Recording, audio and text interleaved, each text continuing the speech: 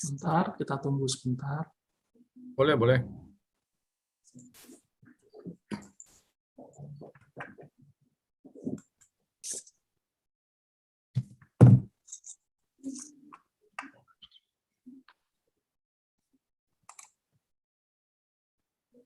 Prof. Hamdan sekarang pakai baju hitam, seperti orang Kajang katanya. Keseragaman. Keseragaman.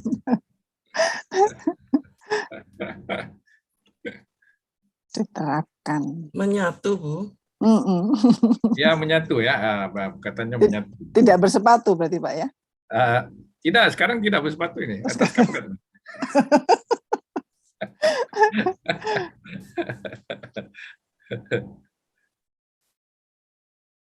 Baik, kita mulai Bapak Ibu, karena biar waktunya efektif. Bismillahirrahmanirrahim. Assalamualaikum warahmatullahi wabarakatuh. Terima kasih atas kehadiran Bapak Ibu dosen jurusan arsitektur pada siang hari ini. Yang terhormat kepada Prof. Hamdan dari UTM, Pak Agung, kemudian Bu Damayanti, Ibu Sri Utami Aziz, dan Pak Sikmawan. Hari ini kita akan menutup program 3-in-1 kita untuk tahun 2021 dengan menghadirkan Prof. Hamdan dari UTM akan menyampaikan materi penutup untuk program kita tahun ini. Persis ini di akhir menjelang Desember ya, penutupan program semuanya ini semua pada sibuk menutup kegiatan akhir tahun. Acaranya diselenggarakan pada saat materi perkuliahan permukiman tradisional yang diasuh oleh Ibu Dr. Damayanti Asikin dan Ibu Dr. Sri Utami Aziz. Nah, dan juga Pak Dr. Susilo ya, Bapak Dr. Susilo Kusdiwanto. Nah, untuk materinya akan disampaikan langsung oleh Prof. Hamdan. Nanti sesaat lagi akan kita dengarkan, kemudian nanti akan dilanjutkan dengan diskusi, mungkin ya kurang lebih beberapa menit dengan audiens, dengan peserta, mahasiswa, ataupun dari Bapak Ibu dosen. Lalu terakhir akan ada seremoni penutupan yang nanti akan disampaikan oleh Bapak Ketua Jurusan. Ini semester depan nanti ganti Ketua Departemen, jadi kita mau ganti nama dengan Ketua Departemen, karena UB sekarang menjadi PTN BH, Berbadan Hukum. Kebetulan Bapak Ketua Jurusan sedang berhalangan, sedang mengikuti International Conference daring, jadi nanti insya Allah akan bergabung setelah paparan. Kemudian nanti juga akan dihadiri dari Urbane Indonesia, Bapak Ismail Reza, yang merupakan narasumber juga di 3-in-1, program 3-in-1 tahun ini. Yang host-nya untuk tahun ini kita ada 2 lab yang meng-host program 3-in-1, yaitu dari Laboratorium Desain Permukiman Kota dan Laboratorium Seni Desain Arsitektur. Jadi ada 2 kegiatan. Baik, untuk mempersingkat waktu, saya persilahkan Prof. Hamdan untuk menayangkan materinya. Kemudian bisa dicoba dulu, Prof. Oke. Waktu dan tempat saya persilahkan.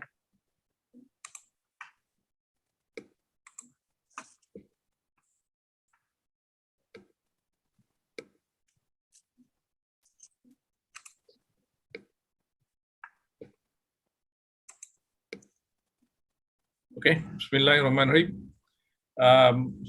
Assalamualaikum warahmatullahi wabarakatuh. Waalaikumsalam.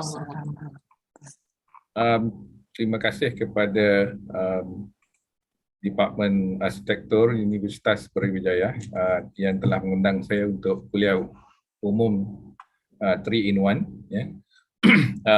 Dan this is the so-called the final delivery from me. And at the same time, seperti Pak Subhan nyatakan tadi, saya sebenarnya berada di kampus UTM Kuala Lumpur, di mana saya juga akan menghadiri program hujung tahun, ya, melihat kepada prestasi performance universitas untuk tahun ini, dan kami akan bentangkan kepada board of director of the university. Jadi the board of director UTM for this year, 75% of them are new members, including the chairman. Jadi it will be very important for me to also be there when he deliver his speech. So let me start my presentation today. The title today is Learning from Pandemic for Resilient Future.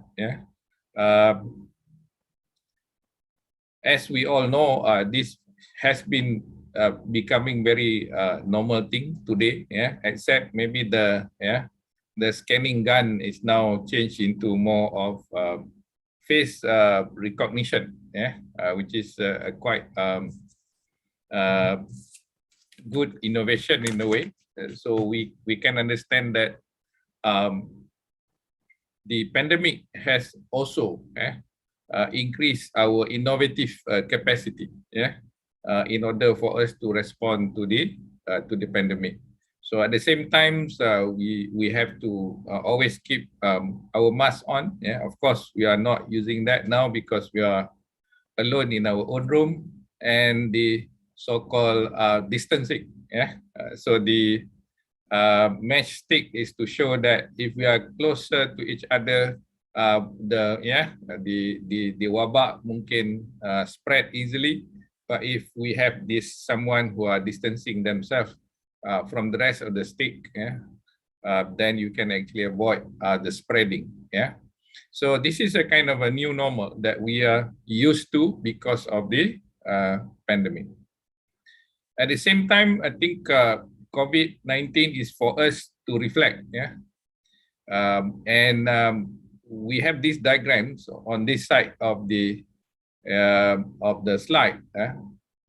Who do I want to be during COVID-19? So we started with having this fear zone. Everyone was worried. We look at the data, and we always feel fearful with the situation. And then we adapt slowly, and then we go into the learning zone.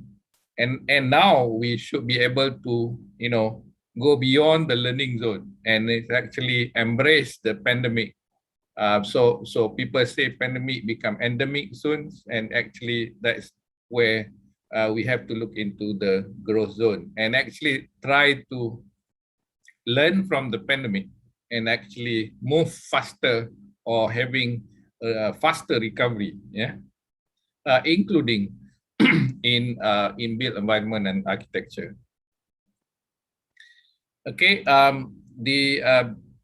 I went through some of the literature just for this lecture, and there is this article which is quite good.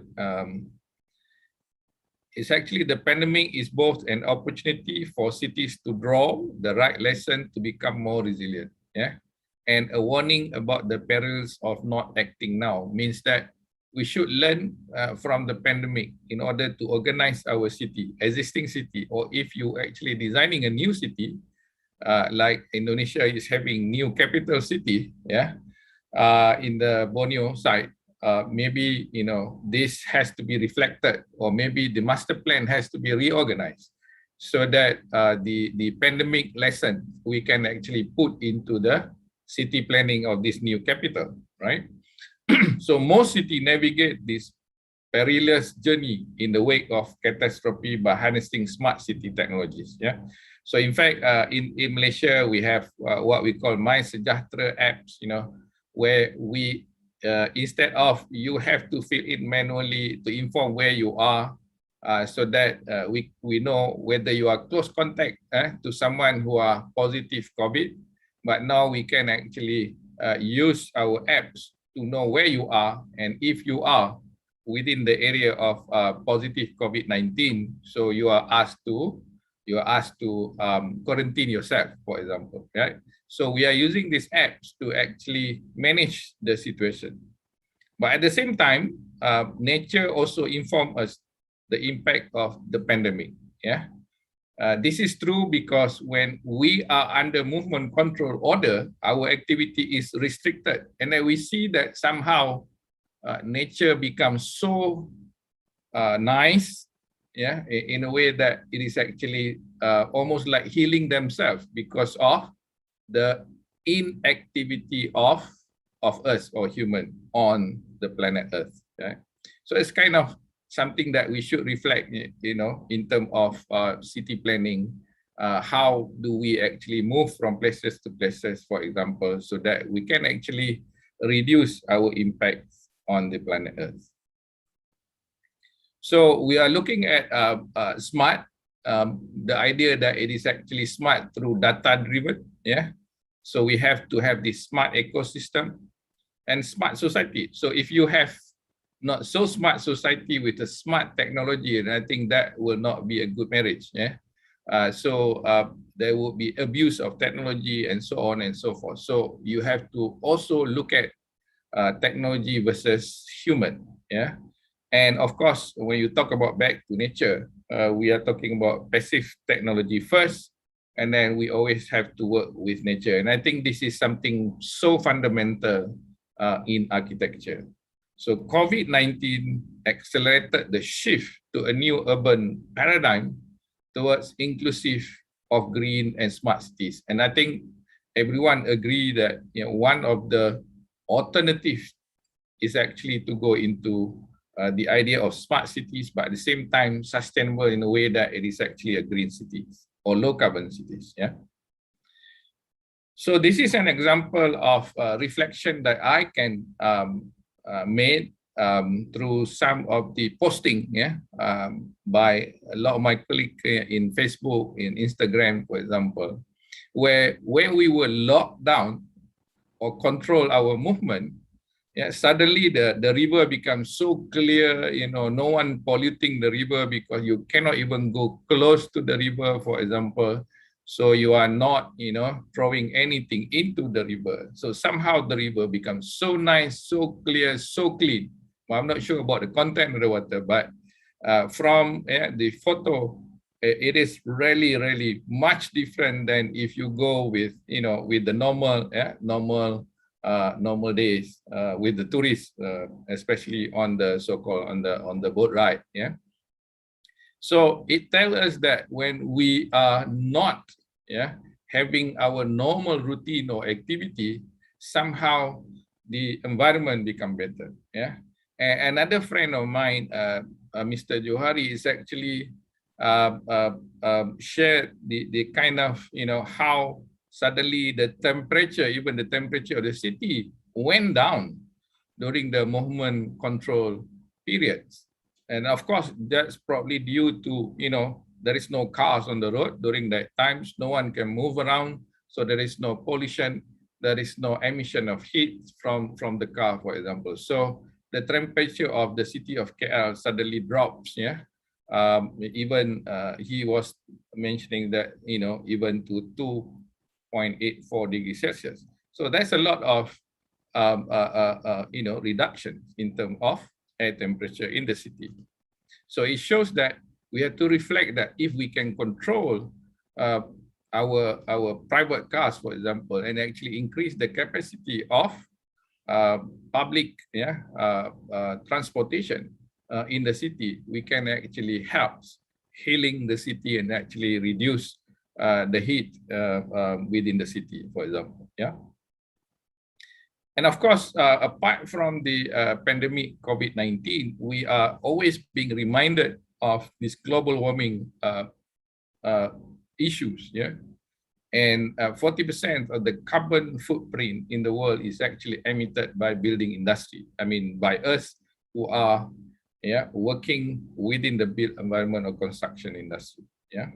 And more than 2/3 of the energy in the world is actually used also in the building industry. So we really have to look at this and believe in this and actually try to actually reduce our footprint, carbon footprint, and actually reducing energy that we use for our building industry, right? So I think everyone remember that we are targeting that we will not go beyond the increase of, yeah, global surface temperature of 2 degrees Celsius, yeah, which we try to avoid because the implication is that, you know, you have extreme weather there are so many sea level rise and other things that come with it if we are not trying to prevent the 2 degrees Celsius increase of temperature, global warming from happening. So at the end of the day, I think the data is not looking that good, but I think there's a lot of attempts by different cities to actually go into so-called the low carbon or the net carbon or zero carbon idea, and including the smart city concepts. So this is from the ministry where we have, after the pandemic or even during the pandemic, we are looking at immediate recovery, intermediate recovery, the midterm recovery, and of course we have to now also look at the long term, sustainable and resilient measures. I will go through some of our initiative, our own work after this, to share with you that we are looking at this and we are contributing and working with our local authority to actually go into the recovery at the same time becoming our city more resilient. And of course, we are always talking about Industry 4.0, I mean, in terms of the technology, so the advanced technology, including the IoT and the AI, or artificial intelligence. But at the same time, we have to balance that with what we call the new society, the society 5.0. So like I said earlier, if you have not so smart society in a smart city, maybe that is not a good idea. Because maybe they are not able to use fully the technology, or maybe sometimes the technology is being will be abused. So another article by Chaudhry and Rahman, actually this diagram shows that pandemic resilient urban structure involved in many levels, city scale, housing scale, and even the idea that it is actually individual or to the human scale. So we are looking at response, and then mitigation phase, preparedness phase, and of course that will actually be reaching the housing scale as well.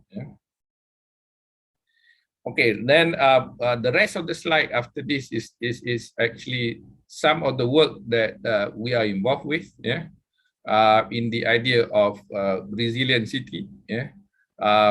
When we talk about townships or city, and then I will share with you our work with the community, and of course we go to individual homes. And at the end of the day is as a person. Okay.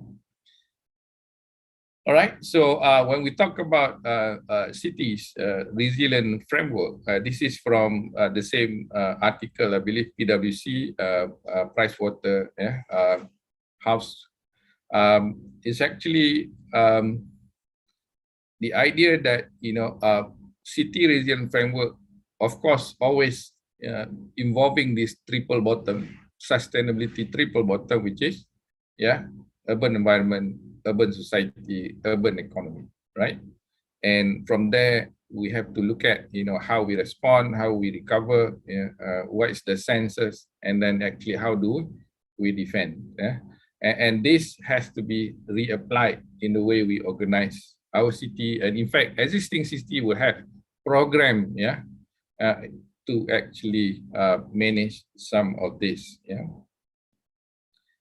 And in a smart city, there is always smart economy, and we talk about economic growth and value creation, and then equitable wealth distribution, fair distribution, innovative economic growth, and the idea that it is embedding the entrepreneurships among the society, for example.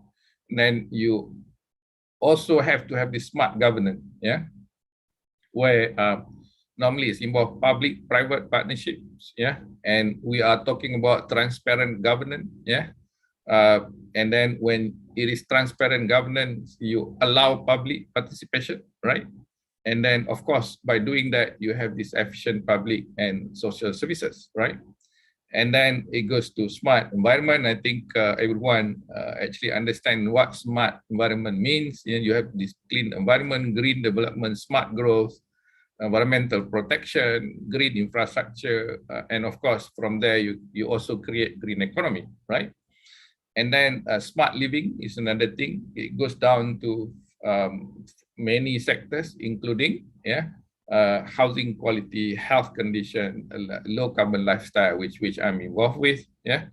And then we talk about smart mobility, yeah, efficient road accessibility, non-motorized accessibility, availability of ICT infrastructure, a very efficient public transportation. I think Jakarta has changed, recently, so mostly, yeah, using MRT and things like that. In Malaysia also we have extra MRT line now, should be open, they say, sometime end of this month, and then we have embarked on so-called the other line, yeah, which will be ready by 2030, right? So smart people is another important issue where you have to have caring community, and I think during the pandemic you can see that this caring community has actually becoming one of the strength during the pandemic, where everyone is helping each other regardless of the situation, right? And then you have in Malaysia, definitely you talk about racial harmony, yeah, and then the idea of upskilling skilled and talented human capital, right? So when we talk about city in our work in UTM, we talk about smart and low carbon cities, right? So this is from Bambang Susantono. Probably some of you may know him. Yeah, he's working with I think one of the agency, World Agency, United Nations, I think. Asia city must become greener, more inclusive, more competitive, and more resilient to build forward better and be better places to live. And I think, we couldn't agree more with him. And I think this is some things that we have to work on, right? And when we learn from the pandemic, we talk about sustainable infrastructures, yeah, where, for example, from Michael Berkowitz from City Labs, yeah, we are going to get a whole new generation of infrastructure because of this pandemic, and we have to do it better than last generation. So meaning that if we don't, we are still working with conventional ideas, and I think maybe we are still behind, yeah. And of course, lesson from the pandemic is that reliable internet is no longer a luxury; it is a right for everyone, including the remote areas, yeah, because it is really connectivity, yeah, and actually how can we actually manage, yeah, the situation without actually having physical connection? So having reliable internet is no longer a luxury; it has to be given to all, right? So this is, I think, Malaysia has started with launching a 5G, I think this week, yeah, and it starting with Cyberjaya and Kuala Lumpur area, and they will spread throughout the country soon. So this is some things that we hope it will actually give access to internet throughout the whole area in the country. Yeah. And of course, we suddenly feel that when the car is not on the road, the environment becomes so good. Yeah. The river become clean, the temperature drops, and can we actually maintain that, right? So can we actually reduce air pollution by reducing the private cars on the road? Can we actually now, without the cars, actually turn our street into more safe to walk and cycle, right? So these are some of the things that we can reflect. And if we can do that, and actually it would tell us that we are taking the opportunity, right?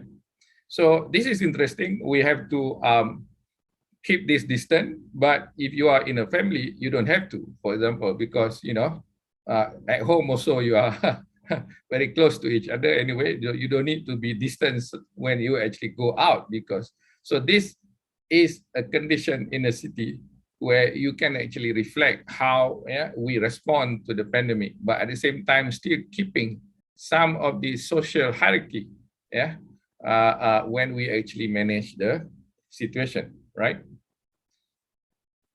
So this is one of the current work that we are working with DBKL, Dewan Bandaraya Kuala Lumpur, or Kuala Lumpur Metropolitan Council. So the idea of DBKL wanted to implement in one area called Wang Semaju, is the name of the place, a carbon neutral growth center. So they work with us, UTM Low Carbon Asia Research Center, headed by Professor Ho Jin Seong. I'm one of the members here, and we actually started sometime in September, and now we are in November, December, so we have another 3 months to actually deliver the whole blueprint to DBKL for them to implement in order to achieve our target of carbon neutral for area called Wang Semaju. So this is a simple diagram of Wang Semaju. So where we have this idea that there are possibilities to actually go into carbon neutral, actually using EV buses, and low carbon society education to actually create awareness among school children, to create more walkable and cyclable neighborhood within this Wang Semaju area. And then we talk about anaerobic digester and pyrolysis plant. We increase green spaces as much as possible.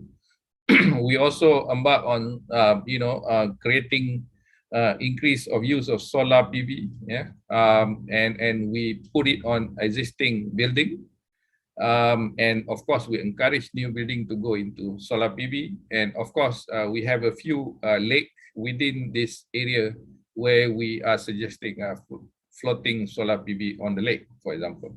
So this is some of the possibilities that we're working with the local authority that manage Wang Semaju, called DBKL, Kuala Lumpur City Council, or Metropolitan City Council. So we are looking at how much we can actually go into PV installation, right? So we are looking at possibilities of major building with a flat roof to actually encourage the owners to actually install solar panel so that we can reduce the energy consumption through the national grid, and in fact we can actually exchange that through the national grid. And then there are a few lakes here. We probably select 2 or 3 to have floating solar PV. And at the same time, we talk about district energy system, to replace currently the conventional system. And then pyrolysis plant, combustible waste to be collected from Wang Semaju and surrounding area in order to actually produce here MPPP with landowner, technology provider, and we work with sustainable energy authority. And then of course to look into anaerobic digester, for example, to manage the waste. And at the same time, we look into waste composting idea, and introduce waste recycling center for people to actually recycle items to the center, send the recycle item to the center. We help DBKL to increase the network for pedestrian and cycling route. Yeah.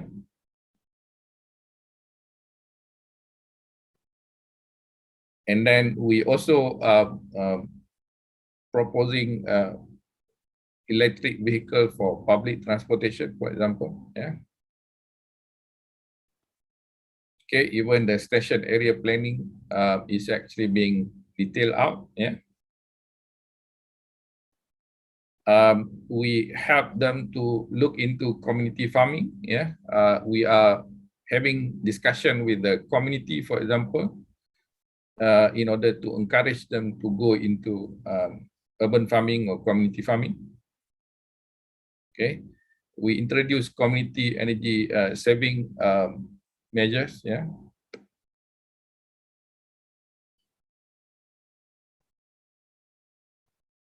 We set up carbon neutral resident association, yeah, within Wangsa Maju. And then, of course, community recycling center as much or as many as possible, yeah.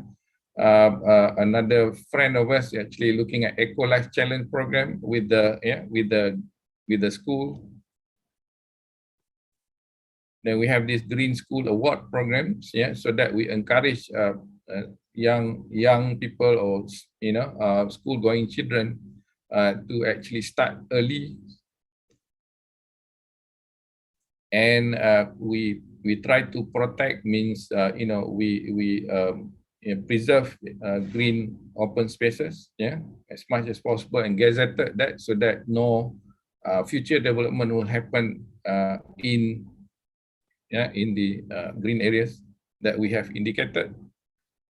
And then we also introduce vertical and roof gardening. This is part of my group. Yeah. So we look at existing building and especially the government-owned building, and we actually do it as a pilot building, and then we encourage others to actually follow. Yeah. And we create linear urban parks along river and waterways. Yeah. Within this area, there's quite a nice river. And of course, we have to, create this program called Clean Up the River program, so that, you can have nice, path along the river, and it's actually clean river, right? So that is basically current work with Bandaraya KL, or the city of Kuala Lumpur. And we have another 3 months to work with them and actually develop a programs for them to target become carbon neutral by 2050. Yeah. So we will have to show by calculation all the programs that we actually propose to them will bring down, yeah, the carbon emission, yeah, in Wangsa Maju. And by doing that, they can use Wangsa Maju as an example and actually start other program as well within their locality. Yeah. So in terms of community, so we have look at the existing community. We learn actually from Malang, yeah, the Kampung Pelangi, yeah. So we learn from there. We can actually transform, yeah, a slum into a beautiful place, which is actually a pride of the community. And I think this is what we learned from Malang. So I use all photos that I've taken in Malang in order to encourage the community here to follow, and they did. So this is one of the example where the community come together, yeah, and actually try to improve their own housing areas, right? So you see the sebelum or the before and the after. Yeah. So this is working together with the community and basically actually letting them to actually improve their own condition. Yeah. Of course, this is slightly different than the Kampung Jodipo, in Malang. But this is more of like a flat dwellings, right? So this is how it looks like now. Yeah. So they have actually changed. And actually so proud of themselves. And if you go to this place, just like in Malang, they will actually give you a explanation of how they actually so happy to see working together to improve themselves, right?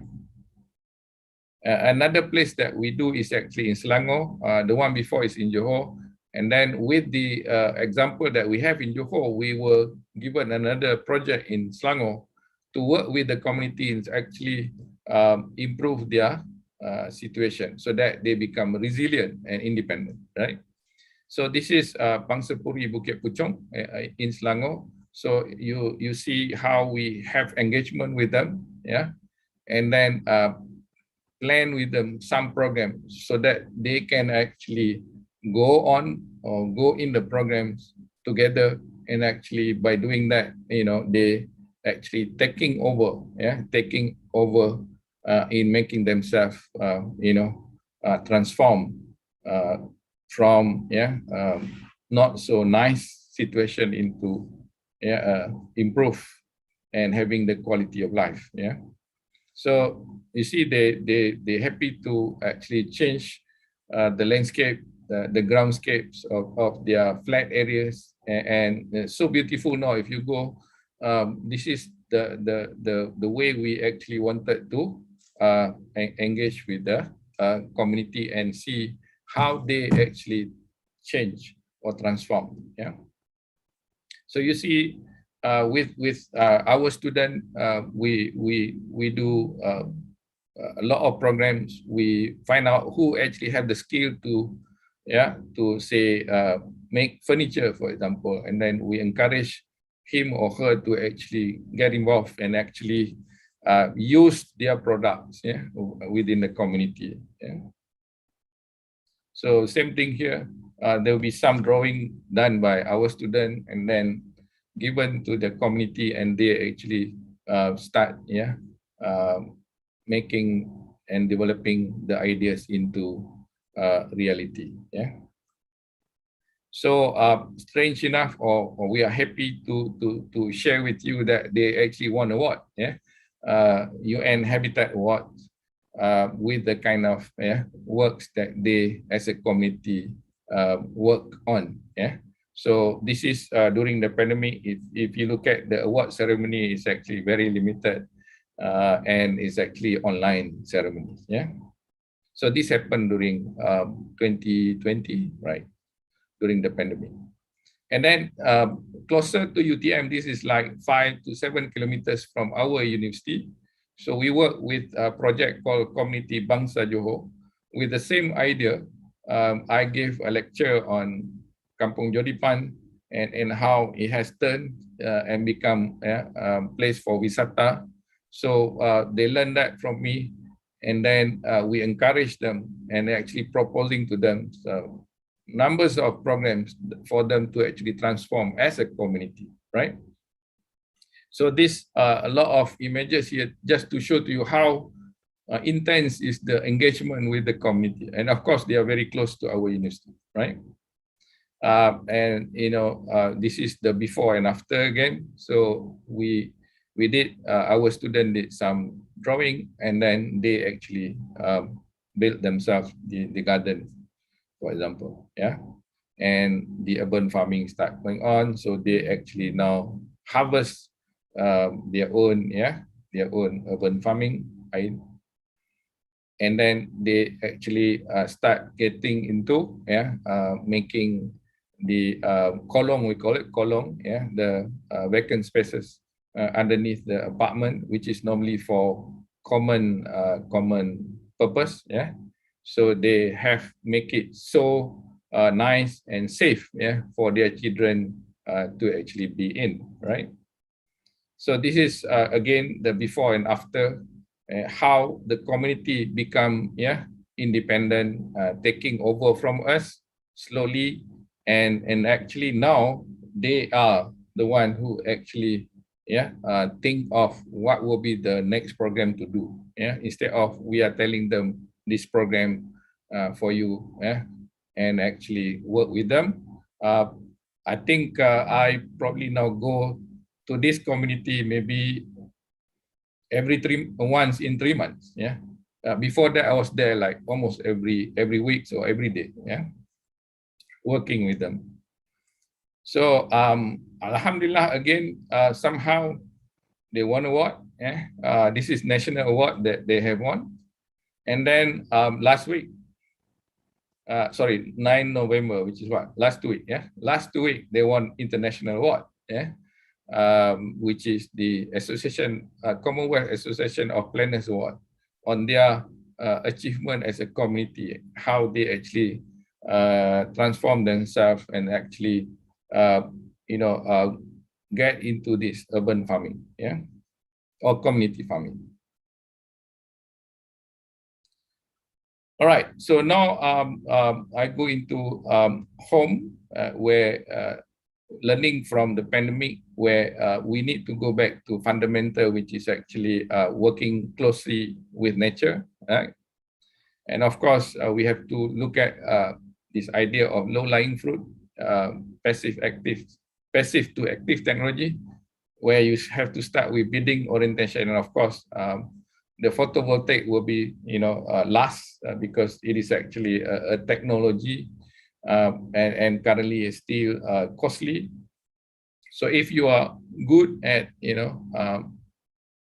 addressing this passive and actually responding to nature, and I think you may not even have to actually rely on technology to become resilient, yeah, especially within our own dwelling, right? For Kuala Lumpur Low Carbon Society blueprint, we are having this diagram for suggestion how low carbon green building solution should be, yeah, and this has been accepted by DBKL, right?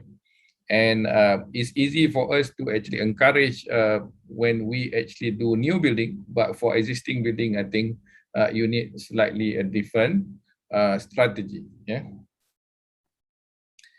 And of course, individually, this is our friend architect Dr. Tan Lokman, yeah, his own house. So where he actually, yeah, integrate this idea of passive and responding to the environment, yeah, in his own bungalow in KL, right? So there's a lot of this solar chimneys and things like that being installed as part of this house.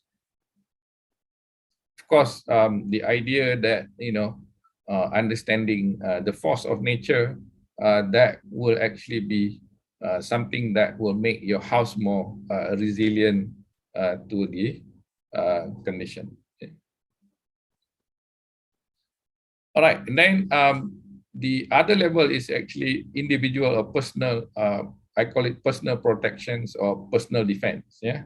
And in fact, this is an expression of you as owner of the house, for example, yeah? So I have these friends, it's like maybe about one kilometer from my house, yeah? His name is Felix with his wife, and they have this terrace house, yeah? So they somehow believe in the idea that they are helping the environment, yeah, by using recycled materials, but at the same time try to reduce consumption of energy and live as natural as possible in that sense, yeah. So he's actually allowing people to come and visit his place, and is actually now charging people 10 ringgit per head to look at how he become resilient with the kind of climate change. So he is a chemist, chemical engineer, yeah, and his wife is actually a teacher, yeah. They don't believe in actually having any kids because they do not want their kid to suffer, so-called the world. Right, so this is their lobby of the house, yeah, where they actually try to reuse recycle materials and turn it into artworks. Yeah, or some people call it junk, but you know, this is artwork. And then very primitively, they actually go and collect these styrofoam lids, yeah, from say the fresh markets, you know, and then they just throw on the roof so that this styrofoam lid become insulated, right? So that reduce the radiative heats going into their house. Yeah, it looks strange, but this is how an individual interpret, yeah, how they become resilient with the heat or the climatic change. So if you fly a drone, my student fly a drone over his house, so you see these styrofoam lids, yeah, placed organically, but at the same time you see the bricks trying to keep the lid from being thrown by the wind, right? So it's so primitive, but at the end of the day, this is how he thinks, yeah, to protect himself, to become resilient, right? And then this is his toilet. He say this is male toilet. His wife is using the one in the house. This is strange, but I guess this is how he like to show the extremes, in the sense that, you know, he live in nature. Even his bathroom is outside and within nature, for example. Yeah. And this is rain harvesting, and then he put in this pandan types because he learned how this can clean the water, at the same time reduce the mosquito, for example, right? And he make his own skincare or detergent, yeah, from fruit waste, yeah, and things like that. And then when we actually go and see him, he used this and just apply on his skin, and I try to apply as well. But his skin is so soft, basically, because he used this his own handmade detergent from skins of fruits and you know, fruit waste, yeah. And this is throughout his house, unbelievable. But you know, we feel that we are not going to live like this, but then he lived within this, and actually this make us wonder.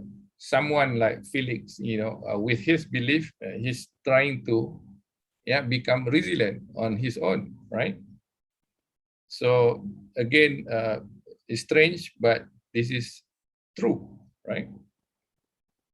Okay, and then he rely on daylighting, so he punch with his hand the ceiling, and then replace the tile with transparent tile, yeah, so that bring the daylight into the spaces, for example. And he, you know, try to save energy waste with this heater by, you know, insulating the tank, for example, which is so crude, but it is actually, you know, made by himself. So you have to appreciate that.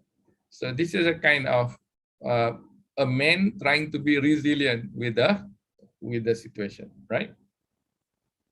And of course, you have your own Agong, a little bit high tech in that sense, right, compared to Felix. But again, 1% trying to be resilient, yeah, with the climatic change, for example, right? So this is some things that we have to learn from. And if they can do it, and I think we also can actually go on and actually emulate what they are trying to do in order to become resilient, right? All right, so I'm going towards the end of the presentation. I hope I'm within times. Yeah, okay.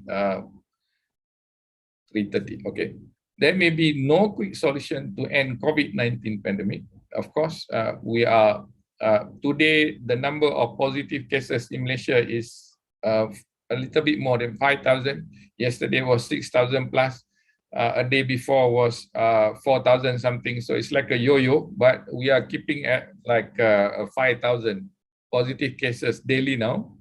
used to be going up until say 19,000 or 20,000 when the peak time, but now it goes down to 5,000 positive cases. So we hope that we will be able to surpass this pandemic and actually move on and actually learn. Most important is to learn from the pandemic. So individuals and organizations must adapt quickly to the new normal in order to survive, becoming more collaborative, more creative, and more resourceful than ever before. So I think we shouldn't forget that COVID-19 pandemic has given us a lot of lessons. And I think as architects, as city planners, as people who design houses, for example, we need to actually learn from it and actually give the best to our city dwellers, or even people who stay in our own housing, so that they can actually cope if something like this happen again. And I think that is interesting, because even my office, one of my office, we couldn't even open our window because it's all fixed. Fixed window. So we rely too much on air conditioning system that we have fixed window. And when we talk about COVID-19 pandemic, where you have to ventilate your office, then you just have to break the window and actually replace with openable window. So even then, that is so fundamental, and yet we miss that. So we should learn from that, and actually when we design, we must make sure that we have openable window, openable window, and that should not be missed by our students. So we are talking about preventing, protecting, and then we also talk about prepare and adapt. So this is a kind of process that we have to use as individual, and at the same time in our design, and actually in planning for the city. Okay, so in our work in UTM, in our low carbon groups, we always wish that we will change and transform city in Malaysia into a low carbon city, where you see that less private cars on the road, a lot more green areas. And we are doing that with a lot of local authority. We have not seen a very fast transformation or quick transformation, but we hope that we will achieve this idea of low carbon society with some of the cities in Malaysia, inshallah. So this is our gift to nature, our gift to the planet, and hopefully all this city council will implement this, what we have suggested in our low carbon society blueprint, and actually we can see our cities are becoming more resilient to any situation in the future. So, and then by doing that, we hope that we can actually reduce the temperature, global temperature. Okay, so with that, I end my presentation. I hope it has been beneficial with my my presentation just now. So thank you again. Wabillahi taufiq wa hidayah. Assalamualaikum warahmatullahi wabarakatuh. Thank you. So I give back to Pak Subhan. Oke, terima kasih Prof. Waalaikumsalam warahmatullahi wabarakatuh. Materi yang sangat menarik. Saya tadi agak lupa, atau saya kelupaan memperkenalkan moderator untuk diskusi kita, yaitu Ibu ada moderator. Oke. Insinyur Damayanti Asikin yang sudah bersiap. Sebenarnya tadi Ibu Damayanti sudah bersiap. Nah, jadi untuk diskusinya akan dipandu oleh Ibu Dr. Damayanti. Silakan Bu Dani. Baik, terima kasih. Nggak masalah Pak. Presentasi sangat menarik menurut saya Pak. Memang banyak hal yang dengan kondisi pandemik yang memberikan dampak dua sisi. Kita rasakan negatifnya, tetapi sebenarnya di satu sisi itu juga memberikan pelajaran kepada kita bahwa hal itu juga menjadikan kita sadar bahwa manusia terlalu terlibat yang menyebabkan katakanlah kerusakan lingkungan, dan kita dipaksa untuk menerima kalau kita masih sisi positifnya, ternyata ada hal-hal positif yang harus kita ambil dan itu harus kita kembangkan lagi. Kalau yang saya ambil dari apa yang dipresentasikan oleh Prof. Hamdan itu mengingatkan kembali bahwa semua harus ikut bertanggung jawab, dari kita sendiri sampai dari skala kita sendiri sampai ke skala yang komunitas yang lebih besar. Dan saya rasa itu bukan hal yang baru sama sekali, tetapi kita dipaksa untuk kembali melakukan yang terbaik untuk lingkungan kita. Menurut saya seperti itu. Baik, saya persilahkan untuk adik-adik mahasiswa maupun Bapak Ibu dosen, barangkali ada yang ingin menanggapi atau menanyakan kepada Prof. Hamdan, silahkan.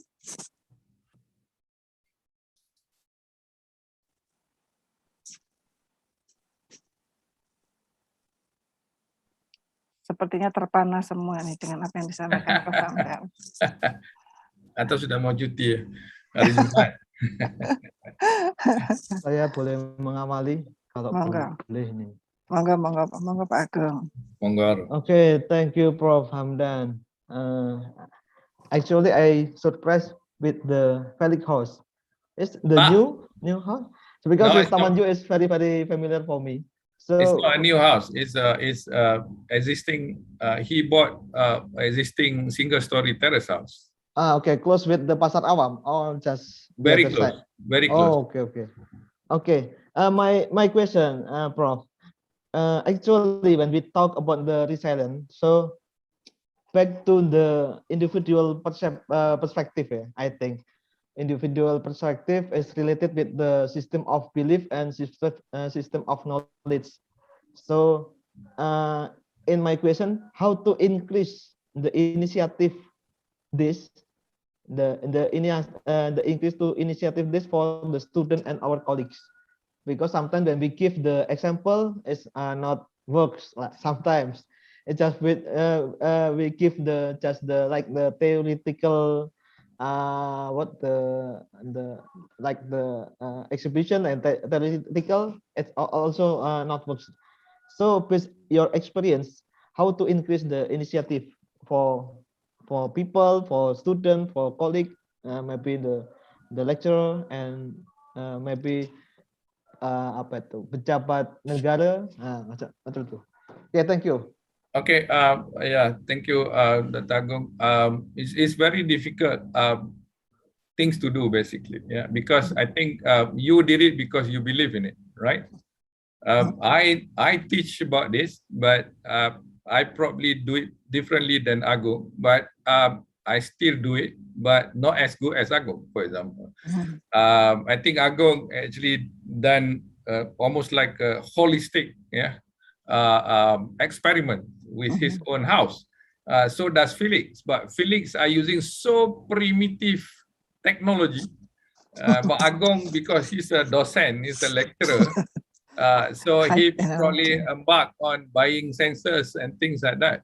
So these are the two examples, and I know Agung probably familiar with Zaini Ujang, so it's another example. But he lived normal in his own house, but he become someone very committed to cleaning rivers. So every time he has time, he will cycle and then go into the river and actually clean the river. And he's actually a secretary of a ministry. and he has actually formed a group called Society for Cleaning River, or whatever, So you have this kind of individual where you can actually use as an example, but how to change our student to become like Agung, that is not an easy things to do, right? So if you look at how our group work with local authority, we work with the school-going children because we thought that we should start from small, right? So we have this competition among the schools, if they recycle or they bring their a recyclable item to the school. So there will be a company who buy from them. We recycle what do you call that? Used oil, and then later we change into a biodiesel, for example.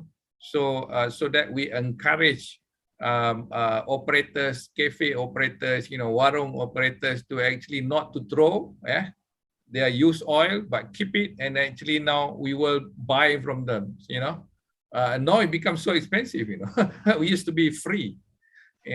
Remember we have, I think Agong, I brought you this developer who actually, get used tire from all the workshop, and now he has to buy the tire from the workshop because suddenly the workshop say, I can make money from used tire. Before that, they just dump the used tire, and he just take it for free, put it into his lorry, and actually become the base of a house, and the floor becomes so cool because it is a heat sink. So you need to create this awareness from small, but at the same time, there is a need or desire from individual if they know how to do it, and actually they are able to do it. And of course, Dr. Agong has money to do it as well, right? So if you don't, then maybe we follow Mr. Felix. Go to the market, find the styrofoam lid, throw it on his roof, and then suddenly say, the lid can be thrown away by wind. So he get a brick, put a brick in the center of the lid, and somehow the lid stays. So, but if you talk about physics, the brick will absorb heat and maybe less efficient, right? But you put a lot of styrofoam over your roof, then of course that becomes insulated. So, so these are a kind of things to appreciate. So architecture sometimes is not about clean and beauty, right? Architecture could be dirty, ugly, but it works. So how do you impress that to the young people or to our students? So I think the answer is that I think there is a need from within the student. Only then I think we can actually have more people believing in the work. All right. Okay, So thank that's you mine. very much. Yeah. Okay. Baik, terima kasih. Yang lain mungkin ada yang ingin menanggapi. Memang agak susah ya Prof ya, karena tolak ukur keindahannya jadi berbeda-beda, tetapi rasanya memang yang diharapkan adalah manfaat dari itu, ada dengan caranya yang berbeda-beda masing-masing Ya, punya. kadang-kadang kita malu ya Bu. Ya, tapi sebenarnya benda itu baik. Ya. Rupanya udah, tapi bendanya bagus gitu. Ya. Monggo yang lain, silakan kalau ingin Ya, tapi untuk Mr. Felix itu semua jiran-jirannya marah kepadanya. Udah nih saya mau nanya. Silakan Pak. Nyamuk nggak ada.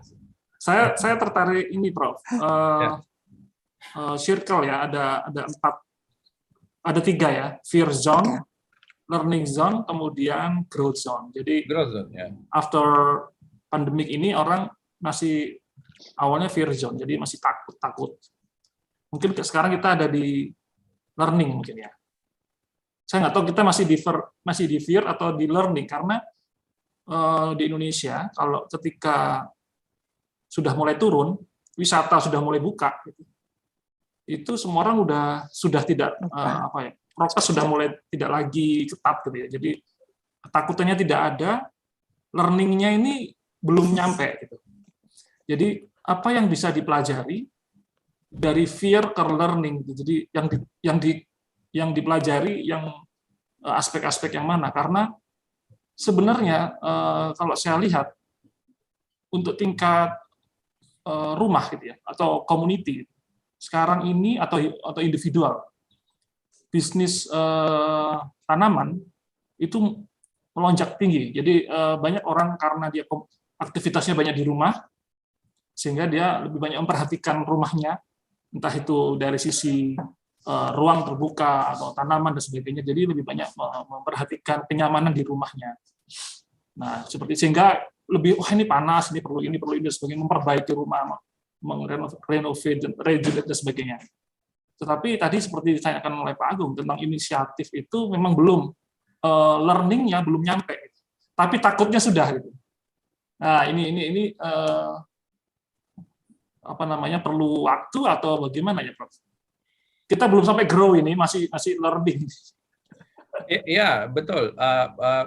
Sebenarnya di Malaysia juga saya ingat masih mungkin learning, tapi mungkin dah ada yang sudah masuk ke growth zone. Ya, saya juga mula hidroponik semasa pandemik. Ya, kerana pada peringkat awal pandemik semua orang takut tidak ada online business pun, right?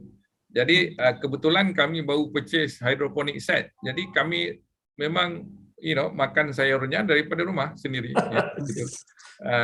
Sekarang sudah boleh order online, jadi tidak rely so much. But we still grow our own vegetable, for example. Yeah. So I have changed from not growing vegetable. Now I grow or we grow our own vegetable, for example. Yeah. So we have changed slowly. So that we will not be dependent on on others, for example, for the big thing called food security, but this is so small. Jadi pertanyaan saya mungkin, mohon maaf Prof, saya potong sebentar. Pertanyaan saya tadi yang terpikir adalah bagaimana arsitek, karena tadi Pak Prof Andam juga menjelaskan arsitek di posisi ketika masyarakat sedang belum banyak belajar. Masyarakat belum banyak belajar, tapi masih mungkin ada yang masih tidak percaya bahwa ini adalah sebuah entah itu rekayasa atau apa gitu. Tapi ada juga yang ini adalah sebuah fase kita mempelajari sesuatu new normal, mempersiapkan untuk new normal, atau ada juga yang sudah pengen kembali lagi ke masa yang sebelumnya gitu, masih normal, old normal gitu. Nah, arsitek ini posisinya mungkin ini kesempatan untuk memperkenalkan hal-hal yang lebih sehat, lebih fresh lingkungan. Kemudian, nah ini bagaimana kita mempersiapkan masa new normal ini gitu, learningnya ke komunitas terutama, dari individual, community, kemudian mungkin ke kota. Bagi saya sebenarnya macam saya kata tadi, we have to learn from the pandemic. It is so interesting where the river is so clean, not just in Malacca. There is another photo taken from Sungai Kelang in KL. I think I probably have seen that. It is clean. If not clean, it's transparent. Because clean may be subjective. The content may be not as good, right? But it is transparent. You don't see sampah in the river and things like that, because no one can go out from the house. So, and then if we go to the office now, we have this SOP. During lunch, you have to you have to open your window, for example, so that you get exchange of fresh air.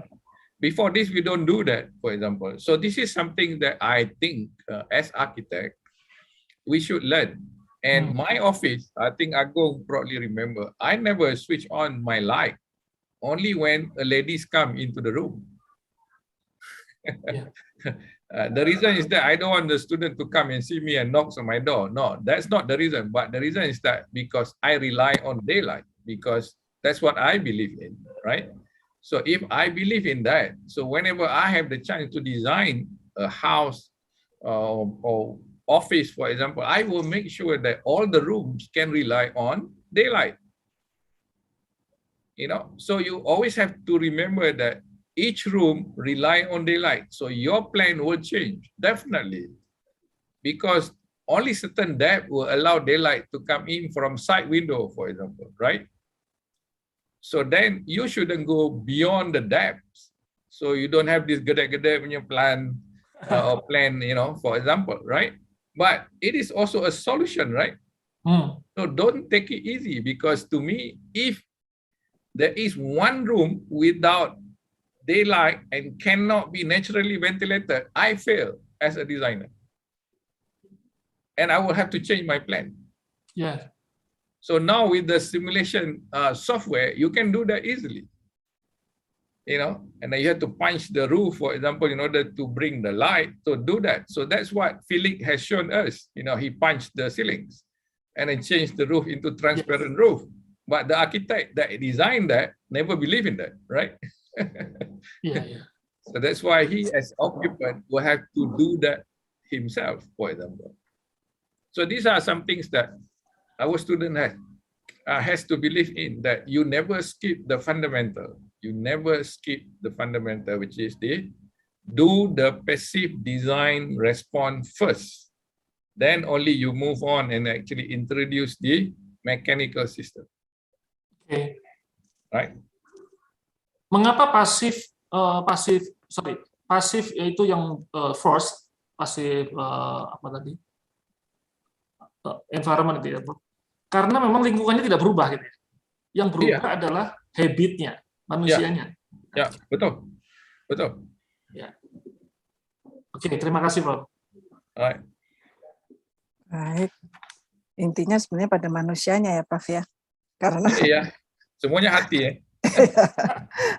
padahal itu yang paling susah ya, Prof ya. Iya, itu yang namanya etik ya, integrity ethics ya. Baik, terima kasih.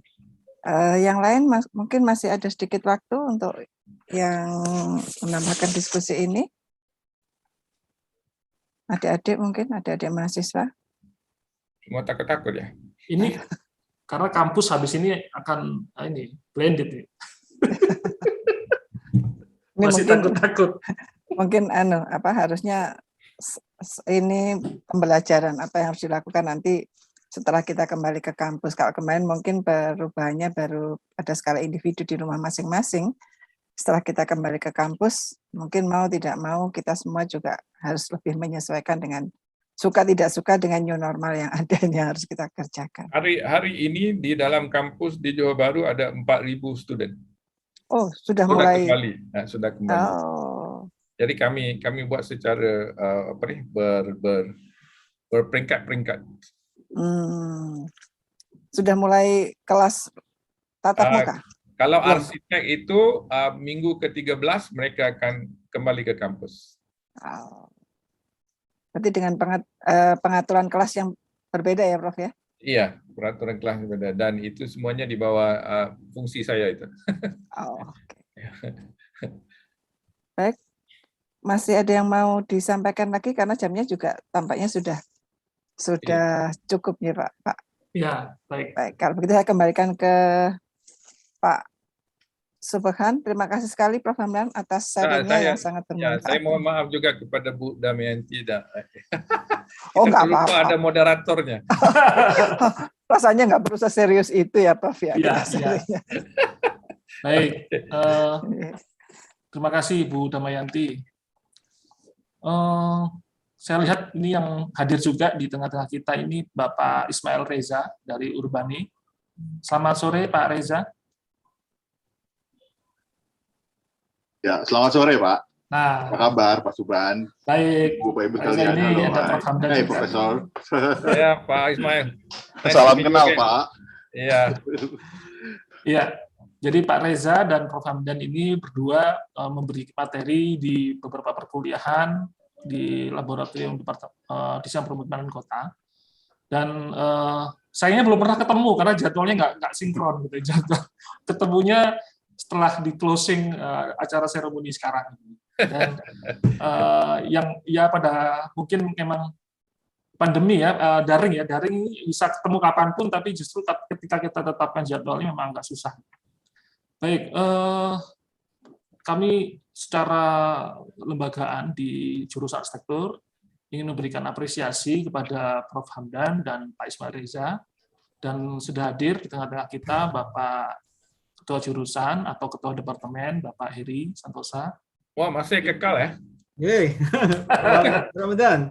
Sehat selalu, Prof Hamdan. Alhamdulillah. Mas Reza, ketemu lagi. Ya, silakan Pak Heri untuk menyampaikan. Ya, sertifikatnya sudah disiapkan, Pak? Sudah. Oh iya. Baik, pertama saya ucapkan beribu terima kasih kepada Prof Hamdan ini dan Mas Reza ini yang sudah menyempatkan waktunya kolaborasi ya, berpartisipasi dan kegiatan visiting program ya, visiting professor program 3-in-1 yang melibatkan visiting professor Prof Hamdan, kemudian dari praktisi adalah Mas Reza di sini, Kemudian dari dosen internal ada teman-teman di LDPK termasuk Bu Sri Utami kemarin ya, saya dengar sebagai pembicara, mungkin ada yang lain.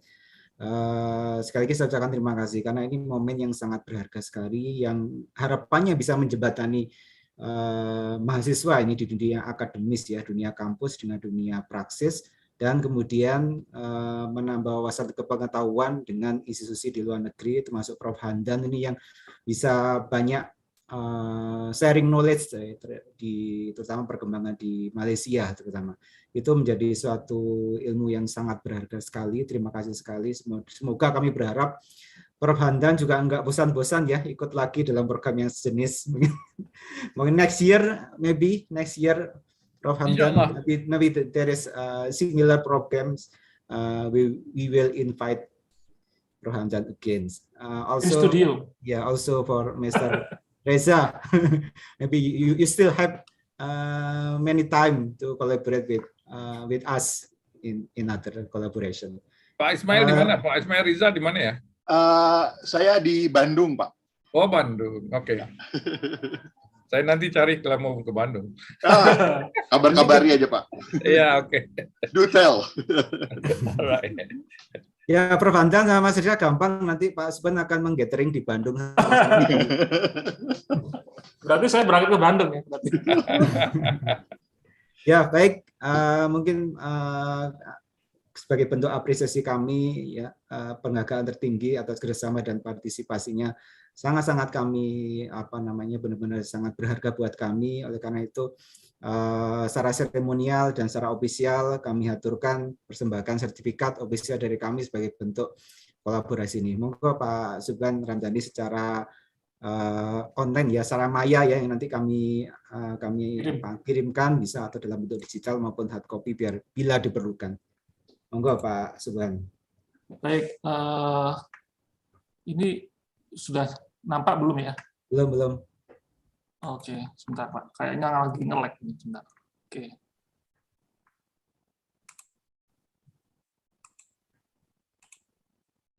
Ya, jadi saya sudah persiapkan untuk sertifikatnya, nanti saya kirimkan, Prof.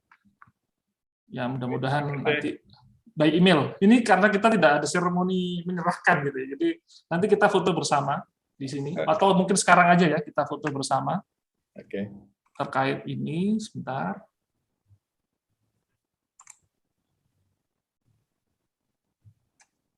Pak Heri, saya pin dulu.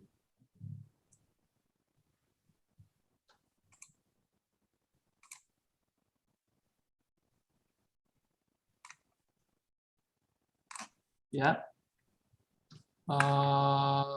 Kemudian untuk Pak Reza, kami ucapkan terima kasih atas partisipasinya Pak Reza. Mudah-mudahan tidak bosan-bosan.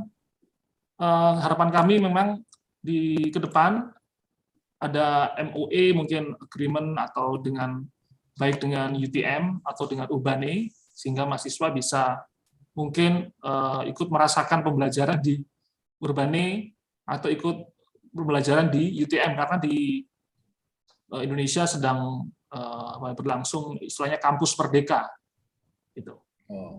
Bisa belajar dari mana saja. Gitu. Kampus merdeka ya, gitu. Iya, Prof. Jadi ini termasuk learning from pandemic ini, karena kita bisa belajar tanpa harus pergi ke sana. Iya. Ya, jadi nanti akan kita kirimkan by email.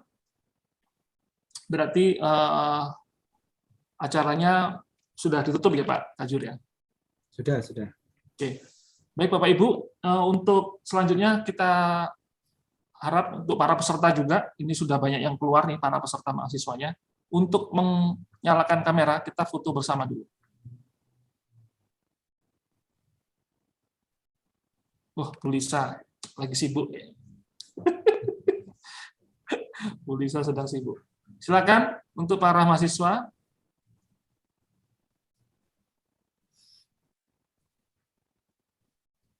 Ya, ini bersiap-siap para mahasiswa semester depan hybrid ya, learning. Kalau di Malaysia bagaimana COVID, Prof. Hamdan? Masih online, tetapi minggu ke-13 mereka akan pulang ke kampus untuk arsitek. Oh, sudah mulai untuk apa? Ya, jadi final week and final presentation, final create physical. Jadi secara nasional sudah menurun ya, ini apa namanya? Sudah kondisi baik ya COVID ini apa namanya? Pandemik di mana? Ya. Dari segi international student bertambah sebab mereka remote location. Oh. Jadi menunggu untuk pulang ke kampus, tapi registration pelajar baru lebih meningkat daripada tahun lepas. Untuk international student. Ya. Oke, mahasiswa saya tunggu yang dinyalakan dulu. Maksudnya kampus belum Merdeka semuanya itu sebenarnya bagus. Ayo, yang lain yang belum menyala.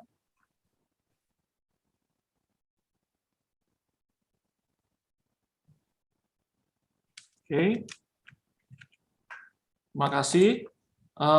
Dengan demikian, maka berakhir program 3-in-1 kita tahun ini. Saya secara pribadi, secara panitia, dan juga dari segenap pimpinan, dan juga dari tenaga kependidikan, tenaga staf pengajar, dari laboratorium desain permukiman kota dan jurusan arsitektur, mengucapkan terima kasih atas partisipasi Prof. Hamdan dan juga Pak Reza dalam kegiatan ini. Mudah-mudahan acaranya ke depan bisa didukung kembali entah di kesempatan yang lain, karena kita ingin ini annual program, setiap tahun kita berusaha untuk memanfaatkan kesempatan yang diberikan. Bahkan mungkin tahun depan ada lagi yang 2-in-1, bukan 3-in-1 lagi, 3-in-1 dan 2-in-1. Jadi ada keterlibatan program yang lain, dan kita berusaha untuk mengikuti apa yang sudah disiapkan oleh universitas. Sekali lagi terima kasih pada Pak Hamdan, Prof. Hamdan, dan Pak Ismail. Dengan demikian saya tutup dengan mengucap alhamdulillahirrahmanirrahim. Saya mohon maaf bila ada salah kata. Wassalamualaikum warahmatullahi wabarakatuh. Waalaikumsalam. Terima kasih Pak Terima kasih, Bro. Pak Reza. Kalau ada salah-salah kata. Terima kasih, Pak Reza. Terima kasih, Pak. Sampai bertemu lagi, insya Allah. Sampai ketemu lagi. Bye. Salam buat family, Prof. Oke, insyaallah. Oke, gotta go. Bye. Bye. Bye. Pamit semua. Sehat-sehat. Terima kasih, Pak Reza. Terima kasih.